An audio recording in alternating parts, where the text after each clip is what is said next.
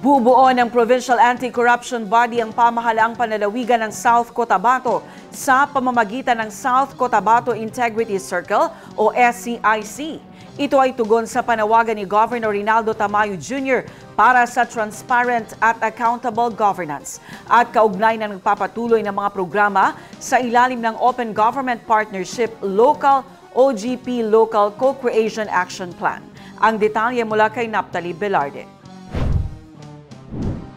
Bilang tugon sa panawagan ni Governor Rinaldo Tamayo Jr. para sa transparent at accountable governance at kaugnay sa pagpapatuloy ng mga programa sa ilalim ng Open Government Partnership Local Co-Creation Action Plan, bubuo ng Provincial Anti-Corruption Body ang pamahalang panlalawigan ng South Cotabato sa pamamagitan ng South Cotabato Integrity Circle o SCIC.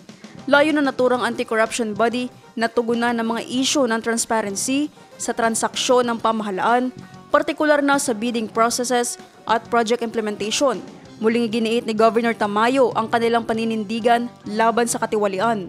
Kasunod ng mga ulat ng anomalya sa ilang pambansang infrastruktura, binigyang diin ng SCIC ang kagyat na pangangailangan ng isang participatory at epektibong local anti-corruption mechanism.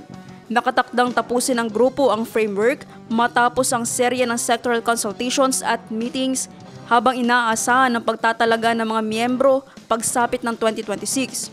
Bukod sa anti-corruption measures, patuloy ding isinusulong ng SCIC ang mga action plan na nakatuon sa pagpapalakas ng access to information, pagtataguyod ng climate at environmental action, paghikayat sa public participation sa governance, at pagsusulong ng digital governance sa lalawigan. Sa pamamagitan ng mga hakbang na ito, nananatiling determinado ang South Cotabato na maging modelo ng tapat, bukas at makabagong pamamahala sa bansa. Naphtali Velarde, iMinds, Philippines.